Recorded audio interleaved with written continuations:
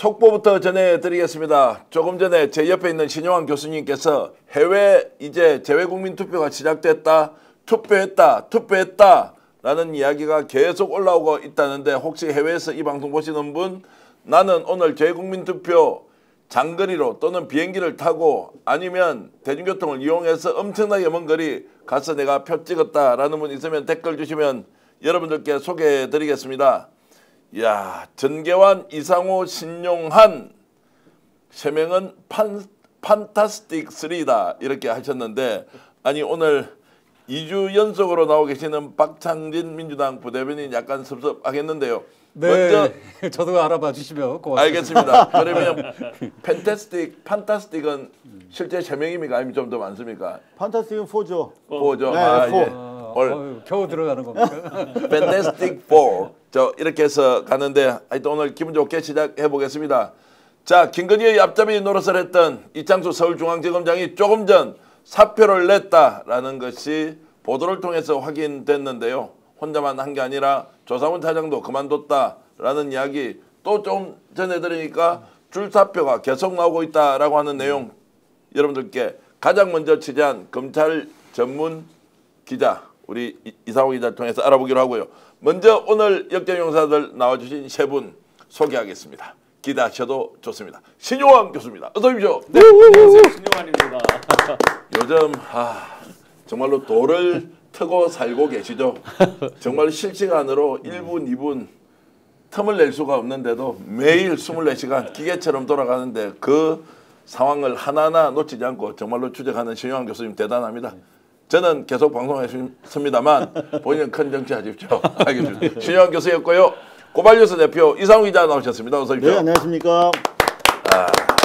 요새 고발뉴스 본방송보다 밤 11시 하는 이마뉴스, 이상호의 마감뉴스가 더 인기가 있는 이유는 고발뉴스에 대해서 너무 지금 소홀하는 거 아닙니까? 그러게 말입니다. 이마뉴스가 당초 그냥 조용히 주무시기 전에 걱정들이 많으시니까 요건 이렇고요, 저건 저러니까 내일은 잘 될 거예요. 요거거든요. 추침 방송인데 너무 많이 봐주셔가지고 감사합니다. 야, 그래서 어느 순간 역전용사들 안 나오고 이마뉴스를 저녁 8시 10분에 우리도 하겠다, 7시 50분에 하겠다 이제 이렇게 하는 순간 소위 말하는 박이 터집니다, 여러분. 저는 의리를 가장 중시합니다. 의리를 중시한다. 네, 두고 보십시오. 알겠습니다. 대한민국 국민들과 맺었던 그 의리 중시하는 이상호 기자 나오셨고요. 그리고 더불어민주당의 지금 부대변인으로 활약하고 계신 우리 박창진 님이 오셨습니다. 네, 진짜 대한민국 선대본에서 부대변인도 맡고 있는 이제는 이재명 시대를 열기 위한 부대변인 박창진입니다. 제가 목소리가 잠기네요. 이재명을 위해서 더욱더 열심히 뛰겠다. 이재명 정부와 함께 활약을 하실 박창진 우리 평론가라고 제가 부르겠습니다. 부대변인 나와주셨고요. 자, 오늘 제대로 한번 까보겠습니다. 방송 준비를 한참 하고 있었는데 오후 6시, 7시 가면서 갑자기 사표를 낸 사람이 있다. 이창수 중앙지검장이 사표를 냈는데 신용환 교수님 왜 냈습니까? 뭐 본인이 그 무게를 감당할 수 있겠습니까? 도이치에 대한 부분부터 시작해서 그동안 전주에서부터 올라왔었던 사실은 그 무게감에 맞지 않는 옷을 입었다고 볼 수 있겠죠, 이 사람이. 그렇다고 보면 본인이 그 왕관의 무게를 견디기 어려운 거죠. 서울중앙지검장이라는 그 무게를 견디기 어렵다. 그리고 본인이 저질러 놓은 거에 대해 누구보다 잘한다. 헌재에서는 돌아갔지만 다시 돌려보냈지만 본인 그리고 그 밑에 같이 했던 조상원 씨 같이 감당하기 어렵다. 때가 왔다라고 그들 스스로 인정하는 거죠. 전주지검장 정도면 이제 지방의 검사장이지 않습니까? 또 전주지검이 그렇게 이제 큰 데도 아니고 뭐 부산지검이나 대구지검 이런 데 규모가 크지 않습니다. 수원지검. 전주지검장이 갑자기 중앙지검장 정도 됐으면 자, 그 시점으로 보면 굉장히 승진, 영전이죠. 뭐 승진이라고 할 수는 없고. 그런데 이제 왜 이렇게 사표를 냈느냐? 감당할 수 없다라고 하셨는데 구체적으로 뭘 감당할 수 없습니까? 뭐 본인이 도이치할 때 어떻게 했습니까? 김건희 무조건 봐주기 한 게 이제는 무조건 다 봐주기에다가 것이다. 그 검사들의 어떤 자존심에 엄청나게 상처를 입힌 거 아니에요? 폰을 뭐 맡기고 갔다, 뭐 했다, 뺏겼다 등등등 그 기존 수사 행태에서 볼 수 없는 황당한 수사 행태를 스스로 만들어낸 것이죠. 그런 것들이 그 조직 내 정말 창피한 역사를 하나 스토리를 만들어낸 것이고 그들끼리 사실 자정하는 거를 뭐 조사를 했다면서요. 지금 하고 있다면서요. 예, 예. 그런 속에서도 얼마나 자기들 자성적인 비판들이 많이 나오겠어요. 굉장히 창피한 것들 많이 나오겠죠. 거기에다가 한 가지 저희가 요건 에피소드인데 이분이 이제 중앙지검장 올라올 때 검찰총장이 잘 들르던 어느 장소가 있어요. 삼청동 쪽에 있는 장소에서 그 총장이 토로했던 얘기들이 있습니다. 네. 내부적인 어떤 조직의 인사와 이런 내부 통솔 시스템 이런 거에서도 윤을 믿고 그야말로 이제 그 뭐라 그럴까요? 들이받았다고 그럴까요? 그 전혀 아나무인처럼 되는 이런 부분도 일부 작동이 있었다 이런 얘기를 들은 바가 있었거든요. 그런데 그 윤도 지금 이제 곧 다시 또 학교에 갈 수도 있고 또 한동훈 이런 사람들도 다 없으니까 상당히 아마 공경에 처했겠죠. 학교에 갈 수도 있다. 이러니까 고철문님께서는 이창수 출국 금지하라 이렇게 하셨고요. 직권남용, 직무유기죄 적용할 수 있다. IAN님 그리고 그냥 걸어 나가게 해서는 안 된다. 개구멍으로 걸어 나가야 한다라고 열정님 주셨고요.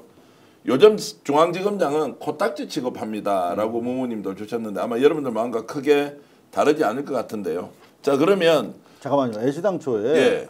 이창수라고 하는 검사 자체가 말씀하신 것처럼 서울중앙지검장 감이 아닌 거였어요. 네. 원래. 그러니까 그 이력을 봐도 그냥 부장검사하다가 대검 대변인으로 그러니까 윤석열의 입으로 딱 발탁이 된 거야. 근데 그때 윤석열의 눈에 들어가지고 지청장 하다가 전주지검장 간 겁니다. 그러니까 매우 회속 승진을 했다라고 보시면 돼요. 네. 그리고 나서 전주지검장 했으면 이제는 또 한 바퀴 돌아야 되거든. 네. 근데 바로 중앙지검장으로 왔어. 충성을 인정받아서. 그래서 한 게 디올백이잖아요. 그런데 디올백 사건을 다시 지금 수사 도이치모터스 등을 다시 다 그거를 자기가 눌러가지고 탄핵까지 갔다가 돌아왔는데 그걸 다시 수사 안 할 수가 없는 상황이 됐어. 지금 보면 생존형 수사 경쟁이 서울 남부지검이랑 중앙지검이랑 같이 붙어 있습니다. 그 망하는 집안에서 어떻게 땅 문서라도 하나 더 챙겨가려고 둘이 싸우는데 그걸 지켜보는 자기 입장에서는 도저히 영도 안 서고 이제 결국은 망한 상황에서 조금이라도 덜 상처 입고 사표 내겠다 하는 매우 이기적인 상황이죠. 이런 질문 드리고 싶은데 비겁하게 이 시점에 도망가면 됩니까? 끝까지 순장해야 되는 거 아니에요? 이런 분들은 명예, 뭐 자존감 이런 거 없다고 저는 생각이 없습니까? 듭니다. 그래서 이분들 생각이 이런 것 같아요. 훈장을 하나 달고 가게 되면 정관 예우에서 문제가 크게 생길 수 있다라는 계산을 먼저 한 것 같아요. 그래서 그 전에 좀 뭐 본인의 포지셔닝을 좀 하고 그다음 절차 그다음에 뭐 수사를 받더라도 조금 뭐 챙길 건 챙기고 넘어가는 그런 이제 절차를 밟는 게 아닌가라는 저는 그런 생각이 듭니다. 윤석열 때문에 쾌속 승진했다고 했는데 네.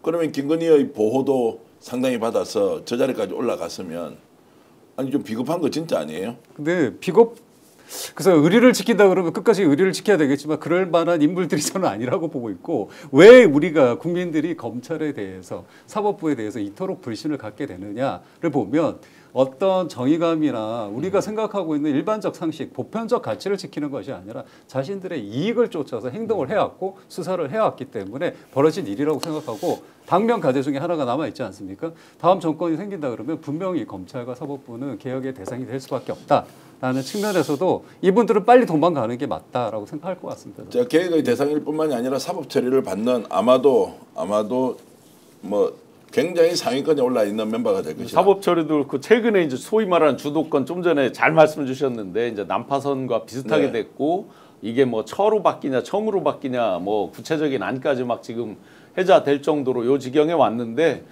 최근에 지기현 판사 부장판사 아니었으면 가장 스포트라이트를 받고 지금 있을 게 건진이었죠. 네, 예. 건진과 이제 김건희 등등이 이제 가장 스포트라이트를 많이 받을 텐데 그 건진권에서의 주도권이 남부지검에 가지고 네. 있죠. 한때는 중앙지검이 군대로 치면 3스타로 이제 격상이 된 적이 있었죠. 근데 지금 다 이제 2스타급이란 말이에요. 같이 군대로 비유하자면. 그런 가운데서 남부지검이 먼저 건진을 치는 가운데서 거기서 고구마 줄거리가 퀸비코인 기타 퀸비코인 연사마코인 등등을 이제 조사하는 과정에서 고구마 줄거리로 이제 백까지 문제가 나오면서 쭉 고구마 줄거리에 그 제대로 진 줄거리를 남부가 먼저 이제 치고 나가다 보니까 중앙에서는 정말 이러지도 저러지도 못하고 존재감마저 상실되는 요 지경에 이른 것 같습니다. 자, 우리 아까 그 코인 이름 뭐라 그랬습니까? 퀸비 코인입니다. 퀸비 일명 코인. 연사막 예, 코인. 제가 코인. 외우지도 못하고 있지만 취재 엄청나게 제가 해놓은 게 있는데 얼마 전에 신영환 교수하고 건진의 퀸비 코인과 지금 막대한 또는 천문학적 자금의 흐름을 캐낼 일이 있을 거다. 그건 저희들이 취재한 내용 다음에 공개하기로 하고요. 자, 이제 지금부터는 오늘 조금 전에 나왔던 취재의 내용과 다른 각도에서 저희들이 스펙스다운 접근을 좀 하는데, 네. 자, 오늘 보니까 이런 거예요. 자, 이창수가 사표를 낸 지가 며칠 지났습니다. 한 일주일 된 것 같아요. 그런데도 왜 박성재 법무부 장관이 사표 수리를 하지 않고 있느냐, 이거 이상하다라고 하는 부분은 지금 박성재 장관의 마음을 알 수가 없지만 사의 표명을 했는데 수리를 하지 않고 있다.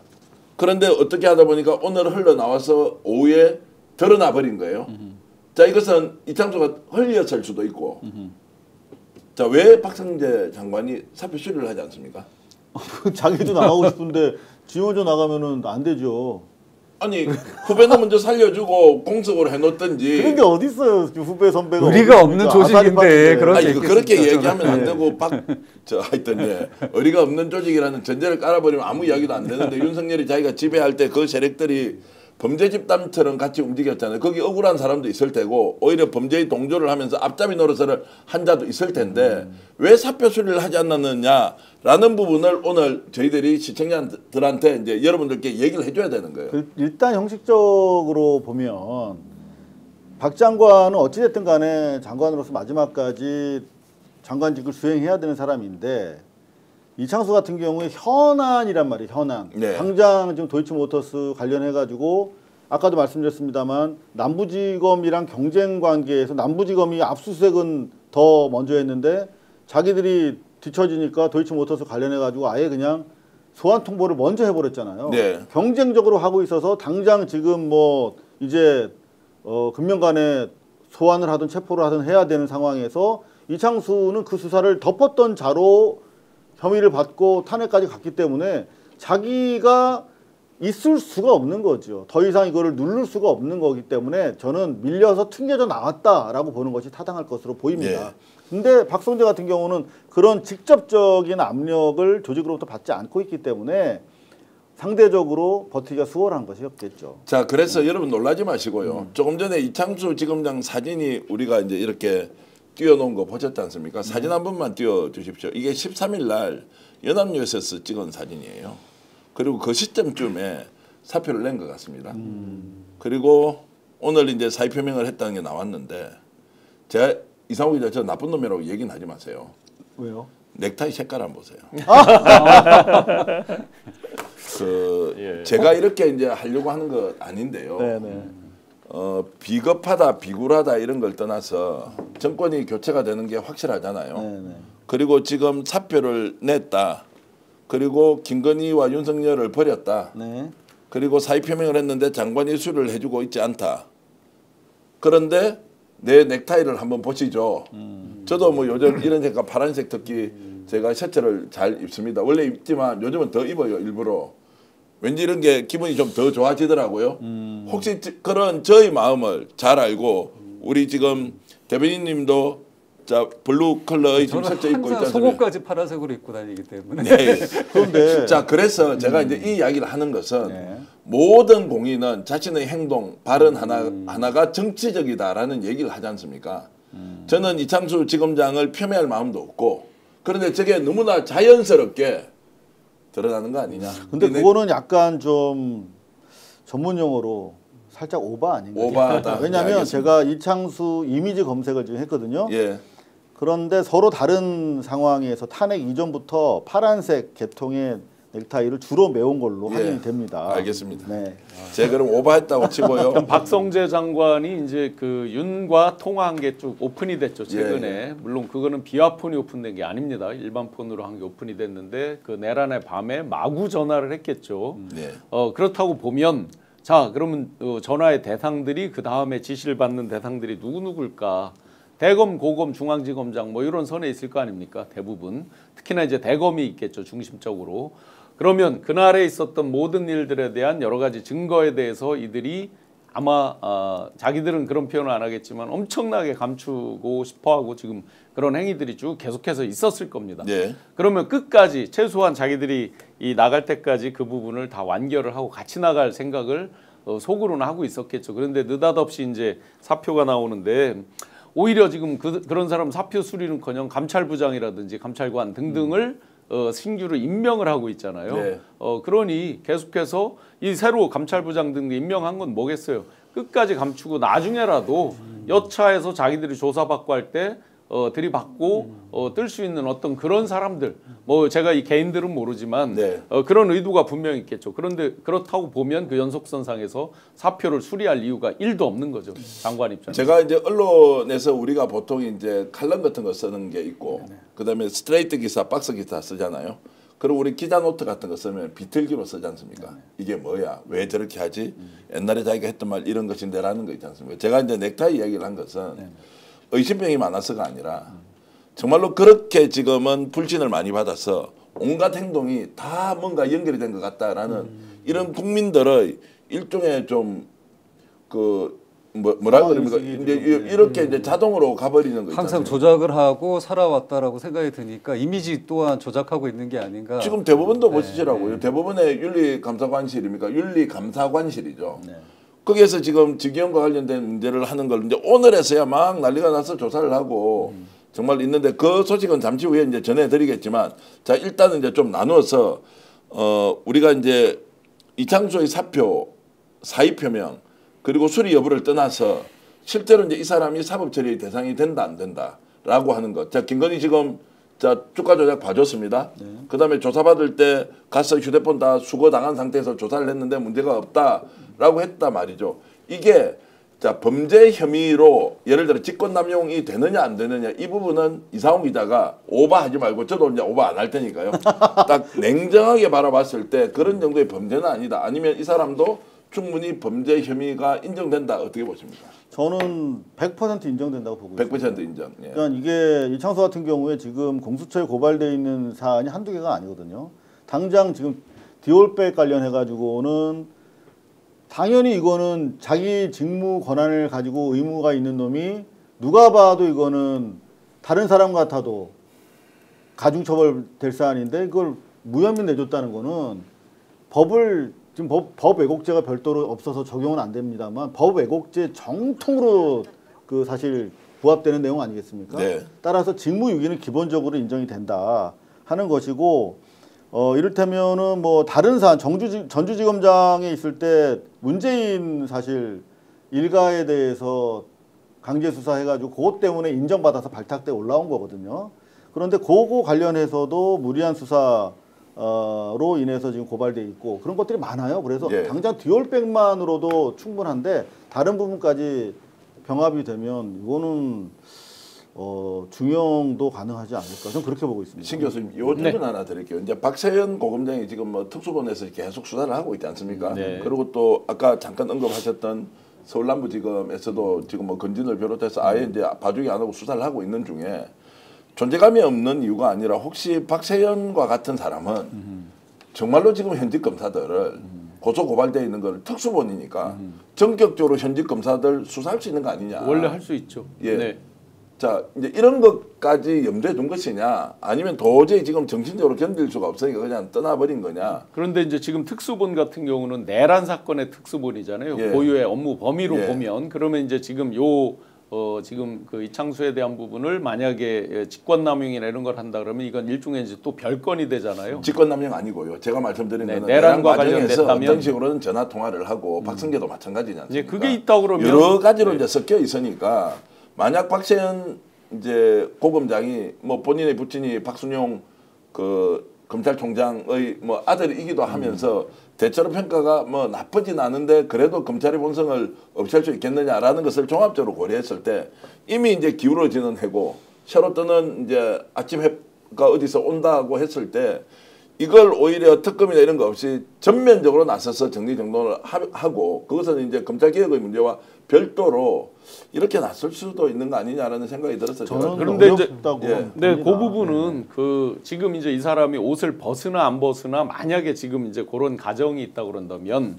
이번에 내란의 과정에 가담을 해서 어떤 혐의가 있다 이런다면 옷을 벗으나 안 벗으나 뭐 큰 차이는 없다라고 네. 봅니다. 일단 왜냐하면 그 당시에 재임 중에 있었던 일이기 때문에 그리고 형법 123조의 그 직권남용 같은 경우는 의무 없는 짓을 강요한 혐의잖아요. 그러니까 이건 뭐 당연히 직권남용이죠. 일선 검사들에게 의무 없는 일을 강요하게 지시를 했고 그를 통해서 이제 고유의 업무를 방해한 것이 되기 때문에 직권남용은 뭐 틀림없이 해당된다고 봅니다. 자, 대법원장은 이제 이미 파기환송을 시켜서 윤석열을 살려주고 이재명을 죽이려고 했는데 그건 실패. 자, 그리고 직연이 나서서 했던 것도 지금 하나하나 사실이 드러나. 이제 검사들도 겁먹고 다 사표 내고 나가. 네. 그러면 김건희는 이제 어떻게 됩니까? 김건희는 이제 뭐 특검으로 가서 당연하게 제대로 조사를 해야 되겠죠. 예, 근데 김건희가 지금은 이제 아무도 본인을 보호해 줄 사람이 없으니까 네. 굉장히 낭떠러지 절벽 옆에 서 있는 느낌이 들 것 같은데. 근데 그분 성격상 낭떠러지로 가고 있다는 생각은 들지만 예. 내가 어떤 재주를 부릴 수 있다라고 저는 끝까지 그 용이라고 하죠. 용을 쓸 것 같아요. 그래서 이분은 아마도 지금도 자신이 뒤집을 수 있다, 뭔가를 할 수 있다라는 생각을 할 것 같고, 그래서 계속 절하를 하고 지금 공작을 부리려고 하고 그러고 있지 않나 저는 그런 자, 생각이 듭니다. 끝까지 포기하고 있지 않다. 자, 대법원 이야기는 좀 이따 가고요. 끝까지 포기하고 있지 않던데 하늘에서 어떤 뜻을 내려서 6월 3일 이전에 다른 일이 벌어질 것 아니냐. 뭐 이제 이렇게 제가 오늘 좀 오바해서 상상을 많이 하는데요. 근데 오늘 민주당 당사 앞에서 이제 일이 벌어져 버렸습니다. 한 사람이 특이하니까 자, 검문 검색을 했는데 거기에서 나온 게 뭐가 나왔습니까? 흉기가 나왔는데 일단 10cm 정도 되는 칼 나왔고, 그리고 비비탄 정도가 나왔으니까 이제 실제 총은 아니었으니까 저 사진 여러분들 오늘 보고 많이 놀라셨을 텐데요. 자, 일단 경찰로 인계돼서 수사를 하고 있고 30대 남성으로 나와 있는데 이상호 기자 보시기에 저 사람이 뚜렷한 목적을 가지고 시도를 했다? 아니면 혹시 멘탈 쪽에 문제가 있어서 원래 저런 사람이었다? 어떻게 저걸 해석해야 됩니까? 또 오버하면 안 되니까 제가 이제 질문을 좀 냉정하게 드리는 겁니다. 지금 당장 총기류에 대한 우리 경계가 사실 그동안은 없었거든요. 예. 대한민국에. 그냥 물총 아니면 다 비비탄 장난감이라고 다 인식을 했었는데 이제 적용용 총 얘기가 나오면서 총에 대해서 우리가 상당한 부담이 생겼어요.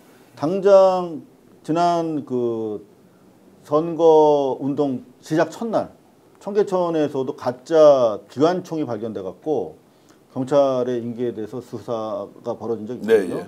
그리고 그저께인가도 어떤 노인분이 군복 입고 권총 차고 다니다가 예. 경찰의 제지를 받은 바도 있고, 그런데 이 경우는 지금 그 검거 과정에 대해서 얘기를 들어보면 거의 전형적인 거수자였다는 거예요. 거동수상자. 네, 예. 만약에 작정을 하고 막 테러를 하려고 했으면 저 뭐 비비탄은 뭐 권총은 장난감이라고 보고 저 칼은 상당히 위해의 요소가 되는데 실제로 테러를 하기 위해서라면 좀 더 정밀하게 움직였겠죠. 네. 근데 계속 뭐 왔다 갔다 하면서 이상한 짓을 했다는 거예요. 예, 그래서 일단은 약간 좀 정신이 좀 온전하지 않은 분일 수 있다라고 보는데 이런 위험은 계속되고 있다는 거죠. 일단 제가 이제 그 시간에 당사에 있었고 이 상황을 실시간으로 이제 접했습니다. 그래서 일단 요즘 이 저희 당사 주변에 폭력적인 언동이나 행위를 하려고 시도하시는 분이 실제로 많아요. 그러니까 저 같은 경우에는 얼굴이 좀 알려졌잖아요. 그러면 저 새끼 그 땅콩이네 이러면서 한 대 칠까? 야 이렇게 불러보는 이런 것들이 있고. 네. 그리고 이번에 이 칼을 이제 제가 주변에 현재 군대에 있는 친구가 있어서 네. 이 칼이 어떤 거냐라고 이제 보내서 물어봤어요. 물어봤더니 이 칼에 이렇게 저 칼이랑 비슷한 칼인데 예. 이런 칼들이 태티컬 크로우 나이프라고 해갖고 실제로 전술적인 용도로 쓰이고 있는, 그리고 그 군인이라든지 그 군사와 관련된 취미생활을 하시는 분들이 이거를 가지고 연습도 한다라는 얘기를 하더라고요. 그래서 살상용이다라고 제가 직접 전해받은 바가 있습니다. 그래서 이거는 절대 관가할 일은 아니다. 현재 상황이. 자, 저런 전조가 누군가를 자극할 수 있고 자극이 된 사람이 행동으로 결행하는 것. 보이지 않으면은 아예 그렇지 않을 수도 있는데 자, 그래서 이제 굉장히 위험하다. 아니, 관리 끝까지 잘해야 한다라는 생각을 일단 하고 있습니다. 와, 오늘 근데 방송 시작 20분 만에 어떻게 23,000분이 들어옵니까? 이거 지금 누구 때문입니까? 네. 제가 오늘 아유, 차분하게 네. 진행을 하는 것은 아닐 테고 저 때문 아니고 대표님 덕분에 박창진 그렇습니다. 부대변이 나와서 이런 겁니까? 이제는 이재명 이제는 이재명 진짜 대한민국 선대본 때문인 것 같습니다. 대한민국 선대본 때문이다 이렇게 그런 주셨는데 걸로. 많은 분들이 지금 댓글 좋은 의견 많이 주고 계십니다. 23,000분 들어오셨고요. 소하원 미경님 일본에서 또 슈퍼챗에서 이렇게 2만 엔이나 보내주셨네요. 진심으로 감사히 말씀드리고 좋아요가 지금 6천 몇 명쯤 돼 있는데 오늘 23,000명쯤 들어왔으면 2만 명 정도 좋아요 가도록 좀 하면 어떻겠습니까? 제발 정경환 너 좋아요 좀 하지 마라 그러는데 죄송합니다. 제가 저 장바닥 출신이어가지고요. 그래도 좋아요 많이 좀 눌러주시면 한꺼번에 많은 분들이 전 세계에서 볼 수 있으니까 염치불구하고 좋아요 정도 눌러주시는 거는 괜찮다 말씀을 드리겠습니다. 한 가지 정말 답답하고 화가 나는 게 이제 수많은 그 살해 위협이나 신변 위협에 대해서 이제 제보 받는 대로 다 전달도 드리고 많은 경각심들을 일으키고 있잖아요. 예. 그런데 그거의 이제 결정판이 어디서 어떻게 될지 모르니까 뭐 최근에 2킬로 뭐 그런 총기까지 막 얘기가 나왔잖아요. 예. 그런데 항상 이런 것들은 만에 하나인 거잖아요. 예. 만에 하나는 누구에게나 해당되는 거예요. 그런데 김문수 후보나 이런 쪽에서 마치 자기들은 아니라 하는 식으로 해서 경호처 경우에 대해서 국회의장이 양쪽을 불러서 양쪽을 같이 하면 어떻겠냐 했을 때 거절을 했죠. 네. 자기들은 필요 없다라는 식으로 하면서 또 비아냥 오늘 대변인이 비아냥 조롱까지 했잖아요. 예. 예? 그런 것들은 정말 이런 만에 하나를 위해서 그걸 대비하기 위해서 우리가 하는 것이지 그런 것들에 대해서 어떻게 비아냥을 합니까? 그 만에 맞습니다. 하나라는 것을 과연 그들은 피해갈 수 있을까? 여기에 지금 오늘 이게 비비탄 총이라는 거잖아요. 그런데 만약에 이 구슬이 플라스틱 구슬이 아니라 쇠 구슬이 들어가면 어떻게 됩니까? 자, 그래서 이게 어느 정도 지금 위험한지 국민들은 특히 유권자들은 차라리 거리에 나와서 이재명 후보가 선거 유세를 안 했으면 좋겠다라는 이야기까지 나오는데 그렇게 할 수 없으니 방탄 유리막을 만들어가지고 지금 하고 있지 않습니까? 그런데 국민의힘 김문수 후보가 여기에 대해서 어떤 이야기 하는지 여러분 들어보시겠습니까? 들어보기 싫지만 그래도 잠깐만 들어봐 주십시오. 얼마나 비인간적인지. 여러분, 저는 이 방탄조끼 입었습니까? 저는 방탄조끼 입을 필요가 없어요. 그럼 방탄조끼 입고 방탄유리 지금 다 쳐놓고 이런 사람이 대통령이 돼서 되겠습니까? 국민을 어떻게 알길래 살해 위협을 느껴서 방탄조끼, 방탄유리막을 설치하라는 그 많은 요구를 받아서 하고 있는데 그것이 대통령의 자격과 요건과 무슨 관계가 있습니까? 그걸 좀 김문수 후보의 입장에서 설명 한번 해주시죠. 그러면서 그런 얘기도 했어요. 자기는 뭐 총 쏠라면 쏴라. 괜찮다. 그럴 가치가 없는 인간이죠. 누가 건드리겠습니까? 근데 실제로 저는 이번 보수를 참칭한 내란 잔당들이 정말 위험하다라고 생각되는 게 일제치하에서 독립을 부르짖던 우리 독립군들을 사냥하던 간도 특설대 출신들이 사실 세운 나라고 일제에 부역해서 조국을 팔아먹었던 자들이 세운 나라이기 때문에 자기들 기득권에 반하는 자들은 빨갱이로 몰아서 죽여도 돼라고 하는 역사가 사실은 계속돼 왔던 거거든요. 네. 결국은 윤석열 정권이 정말 나빴던 것은 자기들 목적 달성을 위해서 최소한 우리가 측은지심, 인간에 대한 그 무조건적인 애정이라는 게 기본적으로 있어야 되는 거잖아요. 이념과 뭐 다 떠나서. 근데 그게 무너졌다는 거. 그리고 적대적이고 서로를 죽여야 산다라고 하는 그런 대결 의식이 심화됐다라고 하는 것이 정말 대한민국을 망가뜨린 아주 가장 큰 죄악이라고 생각합니다. 김문수는 그대로 하고 있습니다. 윤석열이 하던 걸. 댓글로 한 분이 이렇게 해주셨네요.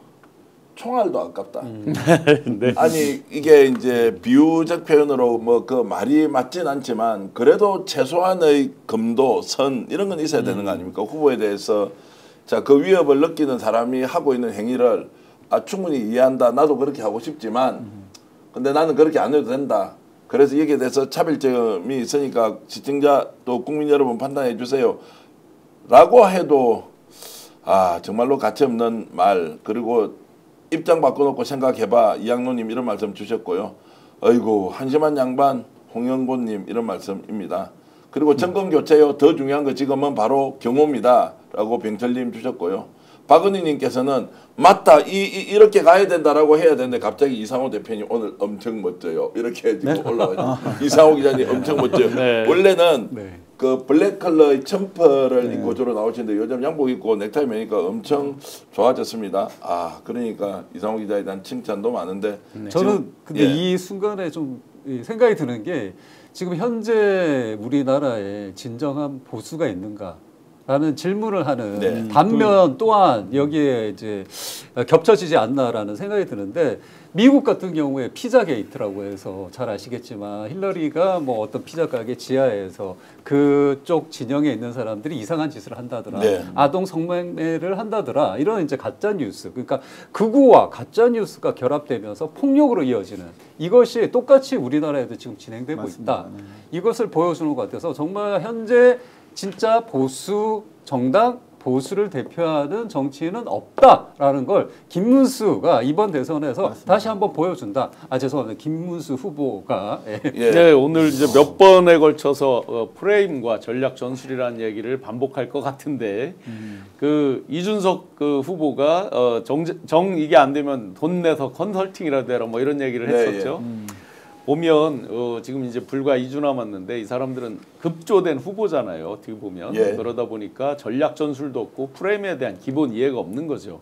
지금 아까 자기는 옷을 벗어서 이렇게 하는 장면을 보고 무엇이 느껴졌습니까? 우리에게 벗고 자기가 하는 발언에서 나는 1등이 못 돼요 라는 얘기를 하고 있는 거예요. 프레임에서 스스로 자기는 이미 패자를 인정하고 가는 프레임이에요. 아무런 전략 전술이 없는 거죠. 내가 이 말을 했을 때 사람들이 나를 뭘로 인식할까? 유력한 최유력 후보로 인식할까? 라고 하는 전략이 없는 거죠. 그러니까 이제 그렇게 내버려 둡시다. 일단 내버려 두고요. 아니 웬만하면 이렇게 논평을 좀 하고 그리고 경쟁이 제대로 되네. 오히려 이 논리적으로 내가 동의하기 어렵지만 충분히 들어볼 만한 이야기는 이런 게 아니라 상대 후보를 비아냥거리고 비웃으면서 논쟁적으로 가기보다는 본인이 안 되니까 이거라도 그냥 못 먹는 뭐 찔러나 보자고 이렇게 하는 행위여서 저렇게 해서 어떻게 나라를 이끌어왔던 정당의 뭐 정치인이었는지 이런 생각이 들었습니다. 맞습니다. 자, 지금 본격적으로 오늘 논의에 좀 들어가야 될 것이 저희들이 나름대로 열심히 취재했던 내용이 대법원 문제입니다. 대법원에서 윤리감사관실이 이제 매우 적극적으로 움직인다. 지기현과 관련해서는 오늘 소환할 것이다라고까지 나왔는데 오늘 소환은 되지 않았고 그래서 저희들은 소환을 하는 순간 바로 생방송을 걸려고 준비했는데 소환이 되진 않았다. 내일 모레 정도는 소환이 될 것이라고 하는데 왜 그러면 대법원 윤리감사관실이 이렇게 급하게 움직이고 있느냐라고 질문을 드리면 박창진 부대변인 어떻습니까? 빼도 박을 수 없는 증거라고 이미 결정이 나 있다. 저는 그렇게 봅니다. 오늘 제가 이제 저도 취재를 좀 해보고 왔는데 노정면 의원실에 이제 전화를 걸어서 이런 상황들에 대해서 좀 지금 밝힐 수 없는 뒷 얘기들을 조금 들었는데 그걸 바탕으로 생각을 해보자면 법원에서 저희가 이제 사진 2장 직위원으로 보이는 명백하게 직위원으로 보이는 사진 한 장과 여성 적개권들이 있는 그곳의 장소에 대한 사진을 내는 순간 법원이 더 이상 이것을 묻고 갈 수가 없다라고 생각하고 있다. 자, 사진은 지금 그러면은 법원에 제공한 사진이 그 2장 외에 더 있습니까? 없습니까? 현재로는 말씀드릴 수가 없습니다. 그러나 말씀드릴 수 없다는 거는 없으면 없다고 할 건데 더 있을 수도 있다. 기자들은 보통 그렇게 해석하죠. 실제로는 이제 제공해 주기로 한 날짜가 어제였는데 어제 아침에 갑자기 주기현이 진상 발언을 하는 바람에 너무 놀라가지고 오히려 전달을 이제 제대로 못했다라고 하는 것이 이제 하나만 추가로 말씀을 드리자면 지난번에 저희가 비슷한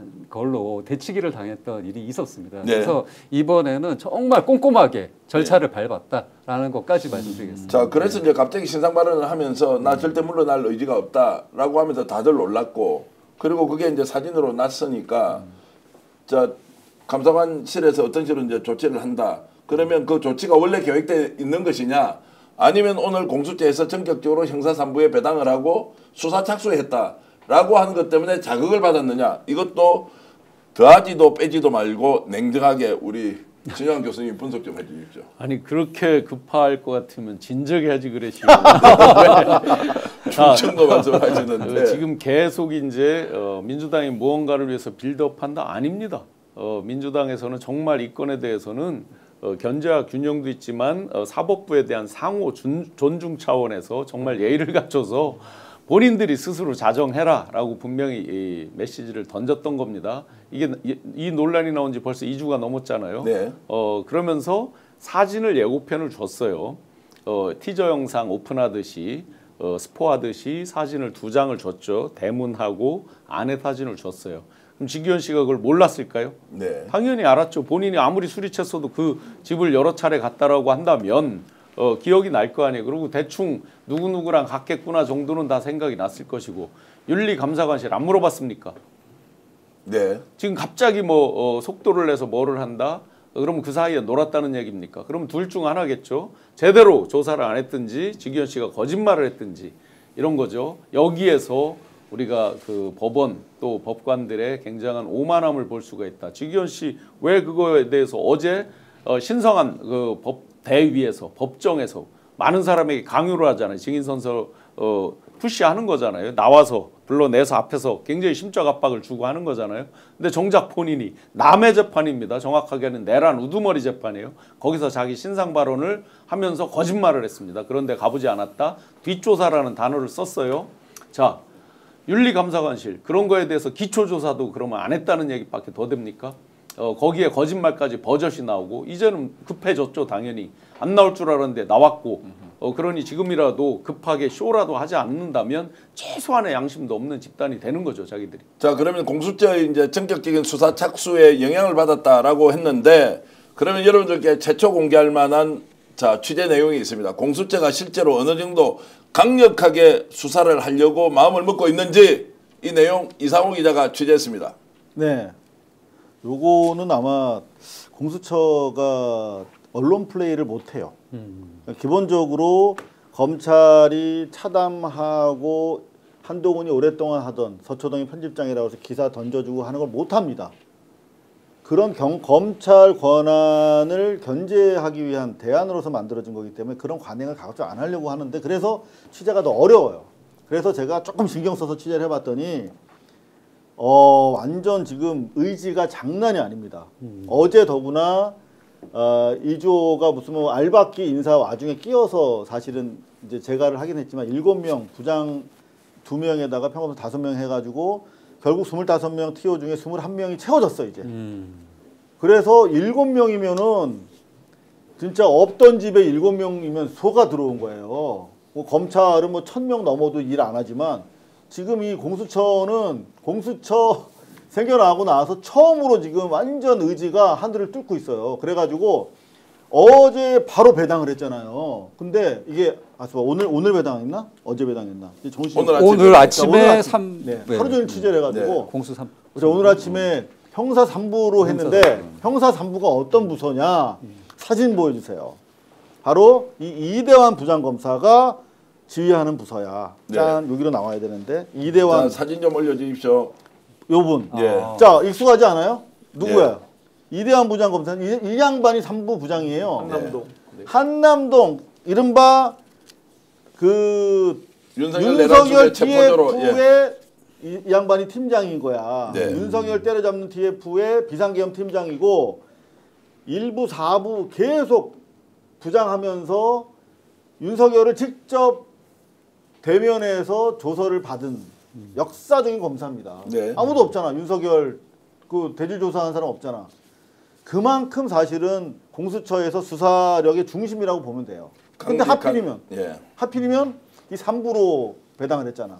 그래서 이 3부로 지금 검사들도 충원이 됐기 때문에 제가 봤을 때는 기선제압, 초전 박살 이거에 확실하게 최민희 의원이 얘기한 300명 증언해 주시겠다고 했습니까? 오케이, 저희가 보여드릴게요. 요거거든. 그래서 제가 봤을 때는 상상외로 신속하게 아마 수사 전개할 가능성이 높습니다. 그러면 바로 현장 압수수색하고 기초적으로 뭔가 1, 2 뭐 하루 이틀 뭐 소요가 되겠습니다만 그리고 이 수사 원 자료가 또 어딘가 있을 가능성이 있습니다. 이 정도만 이제 언급을 해드릴게요. 그거까지 땡기면은 제가 봤을 때 빠른 시간에 직위원 직위원의 소환도 가능하다. 자, 이제 이 내용은 우리 이상우 기자가 취재한 것이고 제가 좀 보태드리겠습니다. 그래서 이제 대법원의 윤리감사관실에서 이제 본격적으로 조사를 한다라고 하고 내일 소환될 가능성이 있습니다. 내일 아마 재판이 없으면 소환이 될 텐데 표현이 소환인지 아니면은 뭐 호출인지 잘 모르겠죠. 어쨌든 네. 오늘 오후에 제가 공수처 형사 3부 쪽의 얘기를 들어보니 일단은 조금은 상황을 지켜봐야 한다. 전격적으로 압수수색 영장을 신청하거나 말거나라는 것은 대법원의 윤리감사관실에서 뭔가 조치를 취하는 과정을 보고 거기에서 명백한 사실로 인정될 만한 것이 오면 압수수색 진행하면 되고 거기에서 아예 뭉개기를 해버리면 수사에 들어갈 수밖에 없는 거 아니냐. 절대로 이것은 기관 간의 충돌이 되는 상황을 연출하거나 이렇게 해서는 안 된다. 일단 고발된 사건 배정은 했고 대검 윤리감사관실에서 조사를 하고 있으니 조금 지켜보자라고 해서 한 발은 일단 물러서는 걸로 요까지 종합하면 지금 전체적으로 직위원이 자 빠져나갈 수 있느냐 없느냐는 것은 시청자 여러분들이 훨씬 더 판단을 잘 하실 수 있는 것 같고요. 그리고 기자들이 내일은 아마 윤리감사관실 앞에서 뻗치기를 하는 게 오늘 한 너댓 명을 했는데요. 제가 오늘 방송에서 이런 말씀을 하시면 내일 아마 수십 명이 뻗치기를 할 것 같은데 자, 그 과정이 사진으로 또는 영상으로 담기느냐 마느냐는 것은 잘 모르겠는데 매우 임박해 있다. 직위원의 출두라는 표현은 맞지 않죠. 그거는 뭐 출석이라고 하죠. 출석, 감찰, 뭐 출석, 뭐 소환이라는 표현도 좀 맞지 않는 것 같고. 근데 기왕에 취재를 하셨다고 하니까 예. 윤리감찰관실에서 직위원 사무실을 가거나 제3의 장소에서 조사할 가능성 없나요? 기자들이 이제 뻗친다고 하니까. 뻗친다고 하는데 일단 그 내부 규정은 반드시 와서 조사를 받아야 되는 것이니까 이제 와서 조사를 받겠죠. 이제 그것이 물론 이제 규정으로 명확하지 않다 하더라도 관례적으로는 와서 조사를 받아야 되는 것인데 그게 도저히 안 된다고 하면 이제 제3의 장소도 가겠지만 그렇게 하는 것도 얼마나 윤리감사관실에서 부담스럽겠습니까? 그렇죠. 그럼 봐주기 또 하느냐 마느냐 이제 이런 것이지 않습니까? 절차 규정을 위반하는 거죠. 예. 그리고 그 과정에서 지금 제보자가 지금 민주당에 제보했던 내용 외에 다른 또 언론에서 보도한 것들도 있지 않습니까? 이런 것들이 같이 이제 갔을 수도 있어서 아마도 사실 확인을 하고는 그냥 이대로 뻗치기 할 수 있다 없다 쉽지 않을 것 같습니다. 그래서 조금은 차분하게 상황을 지켜보면 내일 아니면 모레 정도에는 뭔가 결정을 할 수밖에 없는 것 아니냐라는 생각이 듭니다. 그러니까 제보자의 신원에 대해서 이제 철저히 민주당에서 이렇게 가리고 모자이크도 소위 말하는 10단 모자이크를 한 거잖아요. 그렇지만 이미 이제 직무와 관련이 있다라는 거를 이제 노종면 대변인도 이야기를 했잖아요. 그렇다는 얘기는 이게 이제 어떤 얘기가 있었냐면 이 처음 이제 그 사람이 있는 사진 말고 그 방을 사진을 공개했을 때 이제 그 당사자와 가족이 굉장히 그 당황하면서 좀 꺼렸다라는 말이 있었거든요. 근데 그 사전에 충분히 민주당에서 체크가 돼서 여러 진술과 내용 그리고 노종면 대변인의 그 발언 중에 보시면 힌트가 있어요. 대법원에 그 자료 날짜가 특정되는 거는 특정되는 대로 제출을 해주겠다라는 말을 했었거든요. 그 얘기는 뭐겠어요? 날짜가 특정되는 것들을 자료를 준다. 영수증, 송금 영수증이든 카드 영수증 이런 게 있을 수 있다는 얘기죠. 기본적으로. 그리고 한 번이 아니기 때문에 복수로 얘기를 한 거잖아요. 네.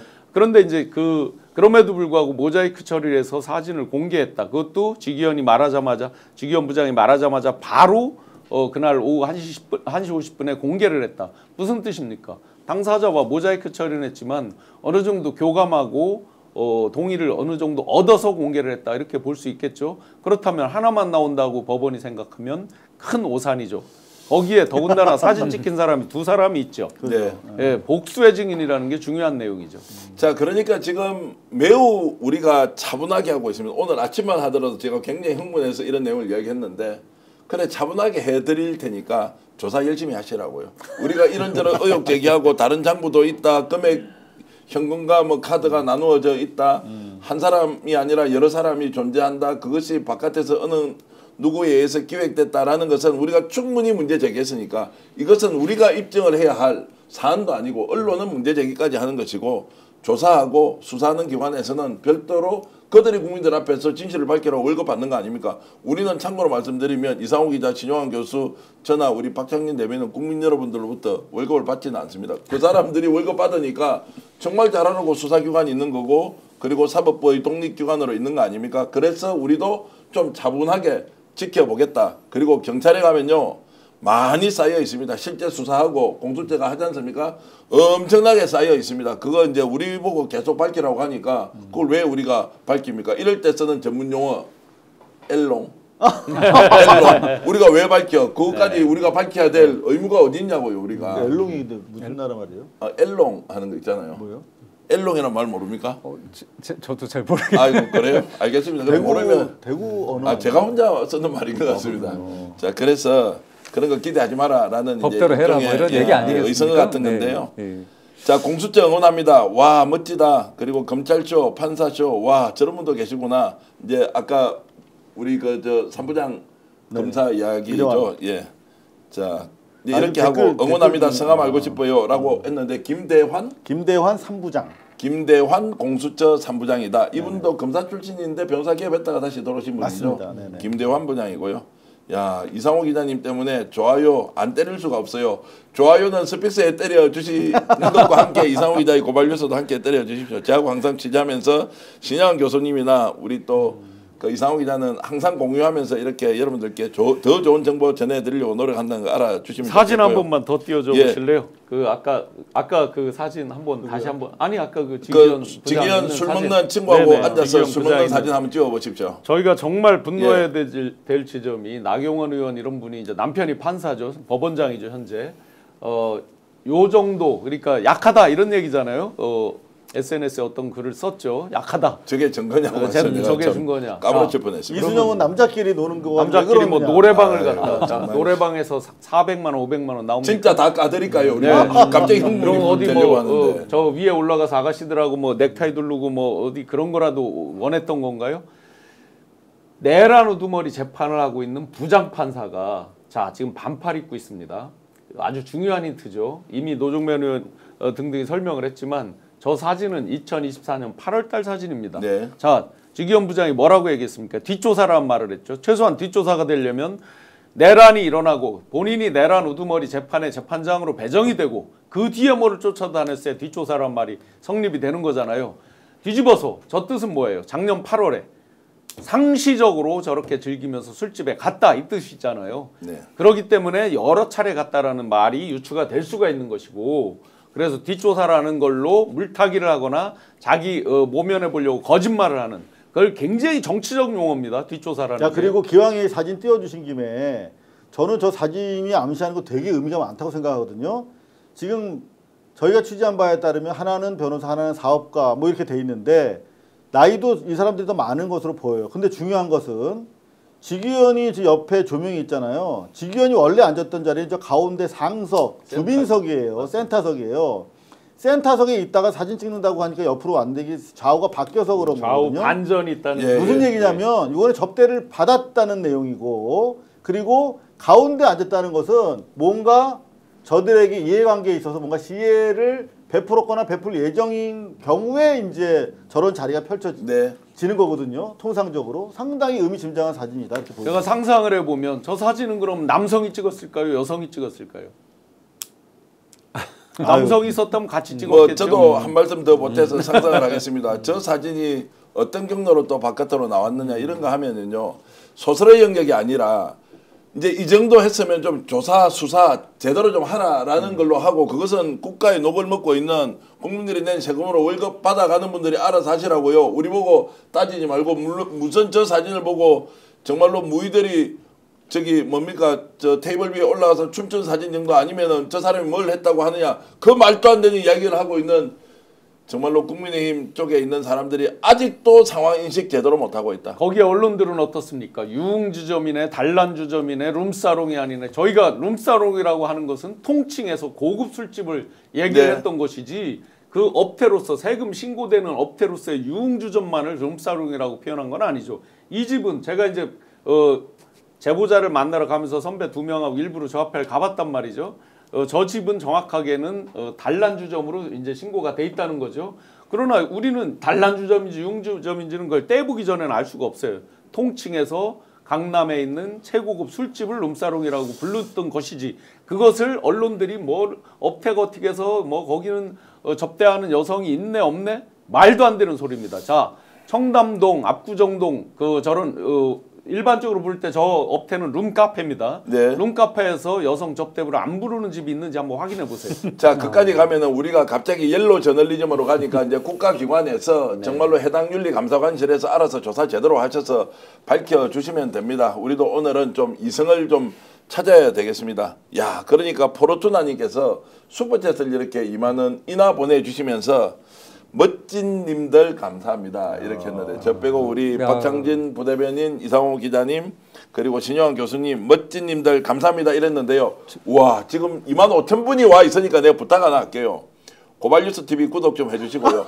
신용환의 직관TV도 꼭 구독 좀 해주십시오. 직관TV 제가 열심히 홍보하고 있는데, 특히 신용환 우리 교수님은 다음에 큰일 하셔야 되기 때문에, 큰일을 하려면요 바깥에서 평가할 때 구독자 수 이런 거 보는 게 우리 어쩔 수 없는 정치 현실인데, 아, 그럴까요? 제가 다 지어내서 좀 구독을 독려하기 위해서 드리는 말씀인데, 신용환 직관TV 충청도에 가면 엄청 유명한 직관TV가 있는데 거기 구독 좀 꼭 해주시라고. 자, 윤현옥님께서는 자 엘롱을 해석해 주셨네요. 경남 마산 출신인 정계환이 엘롱이라고 하는 것은 메롱, 약 올리는 의미. 아까 내가 메롱이라는 말을 엘롱 하는 것을 메롱이다. 이거 너무 고맙습니다. 이름을 제가 기억하겠습니다. 여러분 고맙고요. 박성주님, 이복수님, 반짝이는님, 기호 1번님, 아침 향기님, 그리고 함영구님, 와, 댓글 오늘 새로운 분들이 많이 올려주시는데 좋아요 한 번 더 눌러주고 방송 보시면 좋겠습니다. 이제 진짜 재밌는 내용 지금부터 시작하겠습니다. 오늘 오후에 혹시 이 기사 보셨습니까? 충격을 받으셨을 건데요. 지난 대선 후보 TV 토론 이후에 여론조사를 했는데 김문수가 이재명 후보와 오차범위 내에서 접전을 벌이고 있다는 기사가 나왔습니다. 자, 한번 띄워주실까요? 제가 이렇게 지금 좋아하는 것은 약간 이상해 보일 수 있는데 자, 이거 한마디로 하면 공작일 가능성이 매우 높다라고 하는 얘기가 전문가들 사이에 나오고 있습니다. 일단 이상호 기자가 저 여론조사 내용이 뭔지부터 좀 설명을 해주시죠. 차기 대선 후보 지지도 그냥 저 우하단에 보이시죠? 에브리 리서치만 보시면 돼요. 어떤 회사냐면 골 때리는 회사입니다. 한마디로. 이거는 조작을 넘어서 이거는 범죄예요. 범죄. 자, 관련해서 후보 지지도도 있고 정당 지지도도 있거든요. 정당 지지도 그래프 좀 보여주시겠습니까? 여기 보시면 얼마나 이 회사가 조작적이냐면, 자 보세요. 정당 지지도 추이 그랬는데 41.3, 38.5 이렇게 붙어 있어요. 국임당, 내란당이랑 민주당이랑. 그리고 바로 아래 치고 올라온 게 보이죠. 분홍색. 개혁신당. 깜짝 놀라셨죠, 여러분들. 이거는 한 도표 안에 2개의 그래프를 올려놓은 거예요. 그러니까 아래 보면은 좌측이 0, 2, 4, 6 이렇게 2개씩 올라가고 위로 가면 30, 40, 50 이렇게 돼 있잖아요. 그러니까 서로 스케일, 단위가 다른 두 그래프를 겹쳐가지고 마치 개혁신당이 아주 빠르게 추적하고 있는 것처럼, 그리고 내란당과 민주당이 그냥 거의 오차범위 내에서 붙어있는 걸로 착시 현상을 유발하는 그런 건데, 저희가 여론조사가 어떻게 이루어졌는지 확인해 보니까 ARS로, 그것도 낮 11시부터 오후에 집으로 전화를 건 거예요. 그래서 여하튼 이거 모집단도 대단히 이건 잘못된 것인데, 수밖에 없는 얼마나 악의적이고 정치적인 여론조사를 하는 집단인지 과거에 여러분들 기억나실 겁니다. 1월, 2월에 왜 윤석열 탄핵 국면에 지지율 막 50%까지 나왔던 적 있잖아요. 그 지지율 때문에 사실 인생 망가된 선수들이 많습니다. 이제 윤석열 돌아오나 보다 그래가지고 막 내란 잔당들, 아스팔트, 성조기 부대 엄청 시위하고 그랬잖아요. 그때 그 문제가 됐던 여론조사를 만든 회사예요. 보여주시죠. 요건데 그때 당시에 이것도 우하단에 보면 에브리 리서치잖아요. 여기서 윤석열 뭘 매우 잘못하고 잘한 게 뭐가 있습니까? 근데 여기 보면 매우 잘하는 편까지 하면 얼마입니까? 거의 거의 50% 가까이 나오잖아요. 45.2%. 이런 사실은 잘못된 여론조사를 가지고 그 당시 민심을 호도하고 그리고 잘못된 판단으로 진짜 인생을 망치는 많은 청춘들을 양산했던 그런 바로 문제 여론조사. 그러니까 저 여론조사를 제대로 보지 않으면 어떤 문제가 있느냐. 저거 믿고 따라갔다가는 인생 망치는 수가 이미 생겼고 인생 엘롱되는 거죠. 엘롱되는 경우가 많이 생기는데 자 아까 여론조사 결과 한 번 더 5월 20일 날 했던 거 올려주십시오. 이걸 또 유심히 정당 지지도 또는 후보자 개인 지지도를 보면요. 희한합니다. 자 이재명 후보가 47.1이 나오고 46%가 나왔는데요. 자 오늘 조사했던 게 41.6대 46대 41.6이 나왔습니다. 이준석 후보 지지율이 8.5가 나오는데요. 저걸 두 개 합쳐 보십시오. 김문수와 이준석을 합치면 50.1이 나옵니다. 그리고 이재명 후보는 46밖에 안 돼요. 단일화를 하면 이길 수도 있다. 라는 것을 은연중에 뿌리면서 단일화 압박용. 자 그러면 이준석 너 주저앉을래?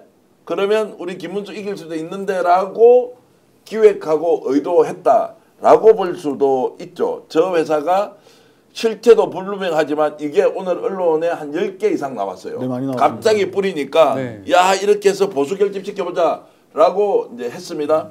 이 보도를 보자마자 저한테 카톡으로 보내주신 분이 있어요. 제2의 그분 표현을 그대로 옮길게요. 제2의 명태균이 있구나 이렇게 이제 하셨거든요. 그 이병철 변호사님인데요. 제가 전화를 했고 이런 말씀을 하셨는데 이병철 변호사 원래 보수 출신 인사입니다. 이병철 변호사가 어떤 얘기를 하는지 직접 들어보시겠습니다. 지금 과학적인 통계학이 전혀 안 맞는 거예요. 최소 지금 격차가 아무리 이재명 후보한테 불리한 모든 요소를 집어넣어서 계산을 해도 격차가 10% 이상이 납니다. 그런데 오차 범위 내로 지금 나온 건 이제 그 명태균 게이트의 제일 그 핵심이 그 명태균 사장이 여론조사를 손을 댄다는 거잖아요. 그러니까 이거는 100% 손을 대지 않고서는 이 수치가 통계학적으로 나올 수가 없죠. 근본적인 목적을 갖고 공작한 거라고 봅니다. 한 3주 전인가 그것도 나왔더라고요. 똑같은 내용에 김문수가 단일화 되고 나서 그 최종 후보로 결정되고 나서 나온 에브리 리서치 여론조사가 있던데 그때도 한 10% 정도밖에 차이가 안 나는 걸로. 근데 이게 지금 4%로 붙었다는 거죠. 그래서 이거는 이준석이가 단일화에 머리 숙이고 들어오면 100% 이긴다. 이 공작은 굉장히 정교하게 이제 앞으로 오늘부터 엄청나게 이제 정교하게 계속될 겁니다. 자 오늘 이거 이제 조금 빠른 속도로 제가 돌렸는데 길어서 분량을 좀 줄인다고 약간 빠르게 했는데 다음부터는 저렇게 빠르게 하면은 여러분들 좀 알아듣기가 좀 어려울 수 있을 것 같아서 제가 죄송하다는 말씀을 네네. 드리고 한번 안 들어도 되겠습니까? 좀 이해는 됩니까? 네, 제가 하자면 뭐 설명을 같이 드릴게요. 좀 해주십시오. 말씀 예, 듣고 예, 설명을 예. 드리겠습니다. 아니 먼저 네네. 자 저 여론조사의 내용은 이런 거죠. 아무리 지금까지 나와 있는 모든 여론조사를 다 합쳐도 10% 이상이 나와야 되는 게 과학적이다. 그런데 저렇게 붙어 나와서 오차범위 아니라고 하는 것은 의도가 분명히 있다.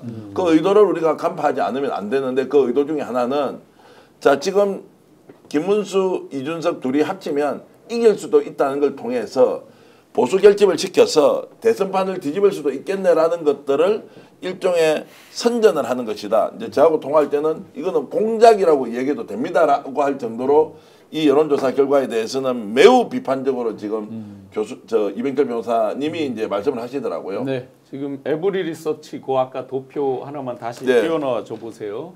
지금 일단 중앙선거관리위원회 여론조사 심의위원회를 들어가시면 누구나 다운로드가 가능합니다. 우선 처음에는 먼저 질문이 이제 공개가 되고요. 24시간 언론사에서 공표하고 24시간 이후에 결과지가 공표됩니다.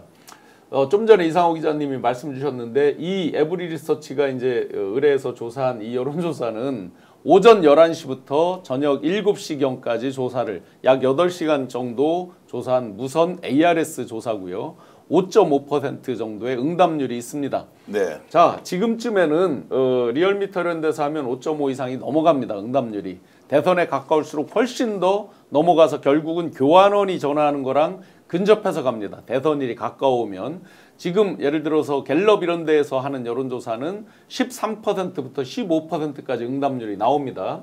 일단 그 시간이 왜 중요하냐면 월요일 오전 11시부터 오후 7시까지 조사를 한 겁니다.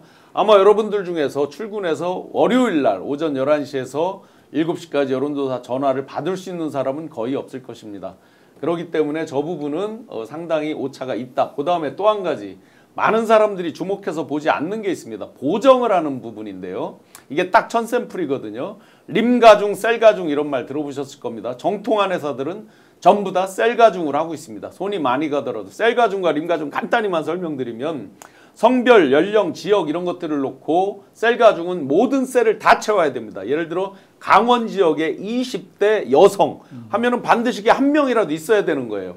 림가중은 대표적인 포변 예를 들어 성별로 뭐를 했다 그러면 하나를 놓고 가중치를 부여해서 나머지를 퉁쳐서 하는 방식이기 때문에 정통한 회사들은 림가중을 거의 하지 않습니다. 지금 이 여론조사는 림가중으로 표준화했기 때문에 오차 범위가 엄청나게 큰 거예요, 사실은. 그래서 정통 유명한 회사들은 잘 쓰지 않는 방식입니다. 이런 여러 허점을 안고 자기들 유리하게 아마 이들도요 보나마나 셀가중도 해봤을 것이고 셀가중을 해봤는데 이게 저 편차가 격차가 너무 크게 나니까 림가중 방식 잘 쓰지 않는 것들을 썼을 가능성이 높습니다. 이런 것들에 속지 않아야 되고요. 그러면 왜 이 짓을 하느냐 해서 좀 전에 이병철 변호사가 잘 말씀해 주셨습니다.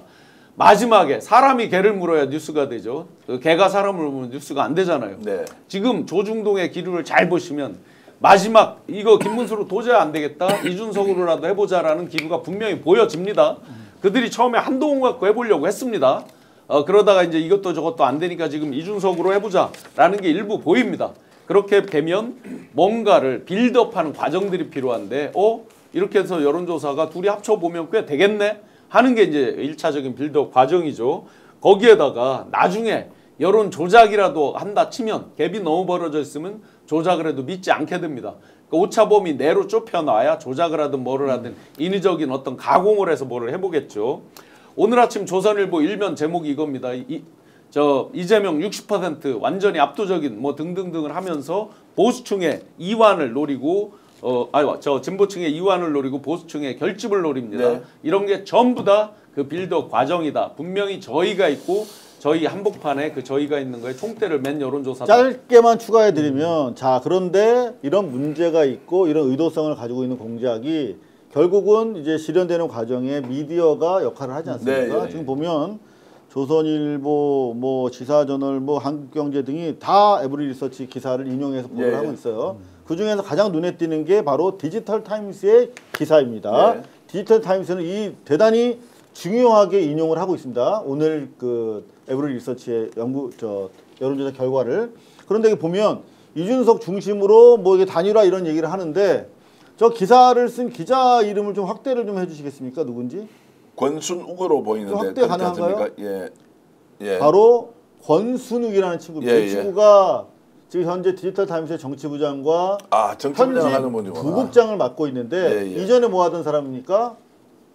이전에 팟캐스트에서 문재인 정부 초반에 수박이라고 하는 이낙연계 의원들 줄 세워놓고 여전히 지금도 이낙연과 민주당을 외곽에서 때리는 역할을 하는 이른바 똥파리의 왕똥파리예요. 그러니까 저런 친구들이 뭐 조중동을 비롯해서 계속 자기들 정치적 이익을 위해서 활용한다.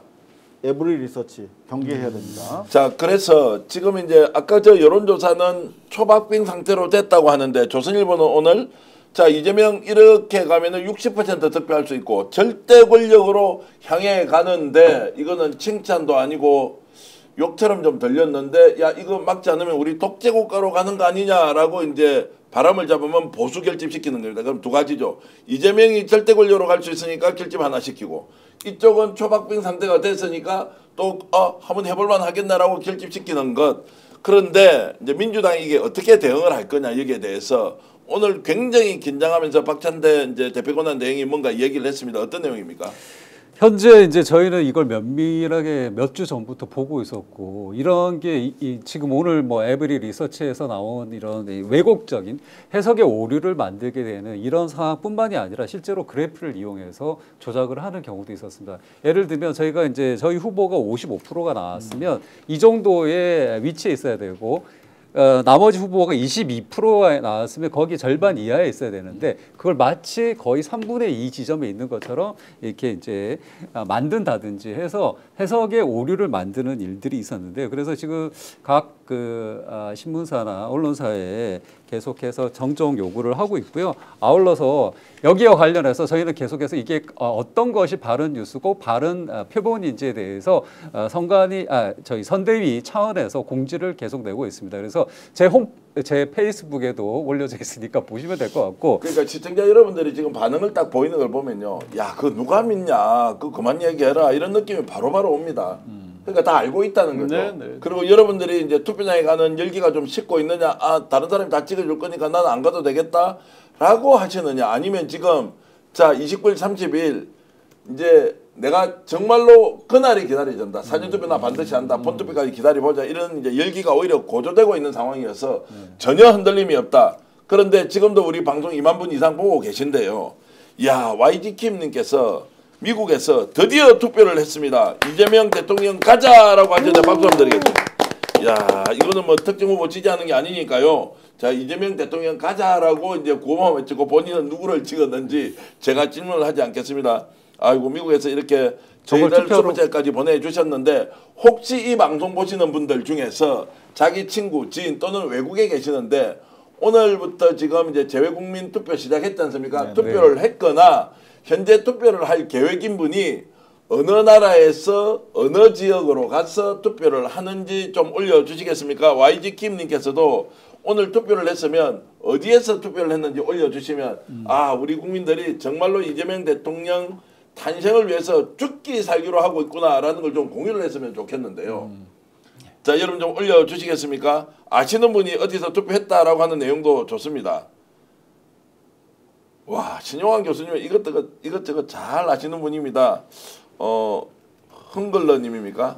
그리고 야, 기왕 이것저것 안다고 예. 그랬으니까 마지막에 하나만 더 경각심 차원에서 예. 뭐 그걸로 인해서 뒤집어진다고 생각진 않지만 우리가 끝까지 최선을 다해서 우리 투표율도 높여야 되는 이유에 대해서 말씀드려 보겠습니다. 네. 시계를 잠시 3년 전으로 돌려보겠습니다. 2022년 3월 9일에 대선이 있었습니다. 3월 3일 날 아침에 윤석열 안철수가 단일화를 했습니다. 예. 그런데 그 전에 뭐가 있었냐면 2월 28일부터 시작해서 3월 8일까지 9일 연속 명태균 비공표 여론조사가 있었습니다. 예. 그 중에 제가 이제 공개를 하면서 세상에 이제 오픈이 됐었던 게 있죠. 9일 연속으로 하는 가운데서 안철수가 제 기억에 7.4%가 맥시멈이었을 겁니다. 그러면서 3월 2일 날 마지막 TV 토론을 하고 3월 3일 날 아침에 단일화 발표를 했습니다. 네. 자, 이번에 5월 27일 날 6월 3일 선거잖아요. 딱 일주일 전 5월 27일 날 마지막 토론이 있습니다. 마지막 토론까지 이준석은 워낙 이제 자기가 토론에서 뭘 하고 싶은 말은 많은 사람이니까 이준석 후보가 5월 27일 마지막 그 토론을 하고 그날까지도 아마 단일화에 대한 시도가 있을 겁니다. 그러면 대략 그 당시 안철수 후보랑 비스무리하거나 그보다 밑에 지금 아마 지지율이 나오고 있을 겁니다.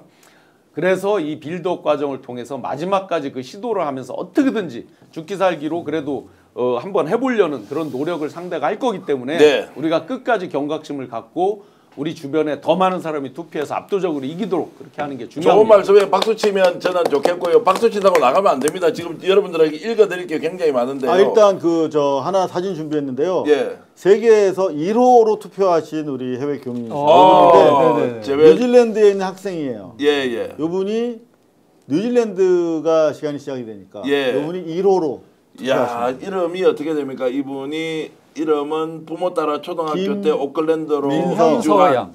김현서 양이 투표했는데 김현서 양 축하드리고요. 관세음 보살님은 호주에 있는 우리 딸도 내일 간답니다. 그리고 김 선생님도 일본에서 투표를 한다 이렇게 말씀 올려주셨고요. 사전투표 많이 하도록 합시다. 이연단님 주셨습니다. 그리고 저도 빨리 투표하고 싶습니다. 내일 요코하마에 가서 할 예정입니다. 나민크님 주셨고요. 캐모마일님이 이제 어디 사시는지 알겠네요.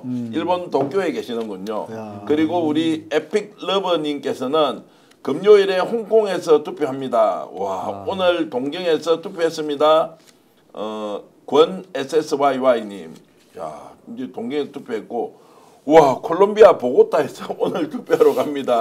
제이슨님, 조 제이슨님 고맙습니다. 와, 진짜 애국자입니다. 네. 재외 국민들이 바로 애국자입니다. 맞아요. 그렇게 해주시고요. 정말 대단하신 국민이 일을 하고 바보가 계시네요. 아닙니다. 그 여론조사 보지 마세요. 조작된 겁니다. 정말로 우리는 욕을 했습니다. 제이님 신랑하고 욕 엄청 했는 모양인데요. 자, 재외국민 다들 박수 보내주고 계시고요. 저는 목요일 날 동경 신주쿠에서 할 예정입니다. 이렇게 해서 최정민님은 이렇게 주셨네요. 그리고 사전선거 했었는데 오늘 지금은 본선 투표 하려고 합니다. 무효표가 너무 많이 나온다고 해서 뭘 어떻게 잘못 넣어서 무효표가 되는지 의문이더라고요. 이렇게 주셨고요. 와, 투표해서 부러워요 라는 콩콩이님 말씀은 나도 빨리 한국에서 투표하고 싶다 이런 뜻이고요. 뉴욕에 있는 친구도 엘레강스님 말씀에 의하면 투표를 했다. 그리고 사전투표 우리 반드시 한다 이런 말씀 많이 주고 계시고요. 이 와중에도 이상호 기자는 좋습니다 이렇게 칭찬하는 장미정원님이 있는데 한 번씩 저도 좋아요 이렇게 올려주면 좋겠는데 호주 우리 딸도 이재명 찍으러 갑니다 이렇게 해주셨고 일본 신주쿠에서 했습니다. 저는 미나토구 한국영사관에서 합니다라고 이제 동경에 있는 우리 캐모마일님 그리고 신용환 교수님은 팩터 귀신이래. 팩터 귀신이래. 와 아들이 미국 텍사스 어스틴에서 3시간을 운전해서 달라스로 가서 투표한다고. 와.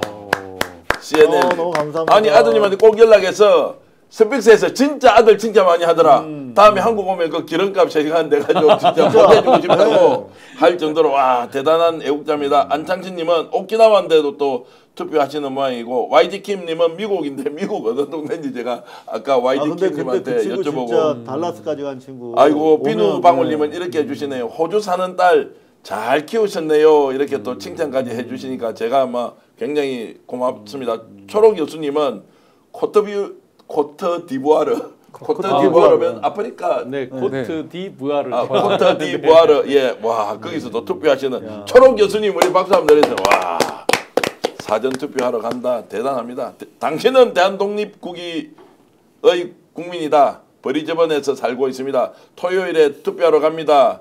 자 허선주님 이렇게 주셨고요. 많은 분들 특히 외국에서 정말로 이렇게 투표하시는 분들 꼭 소개해드리고 싶은데 하여튼 대단하시네요.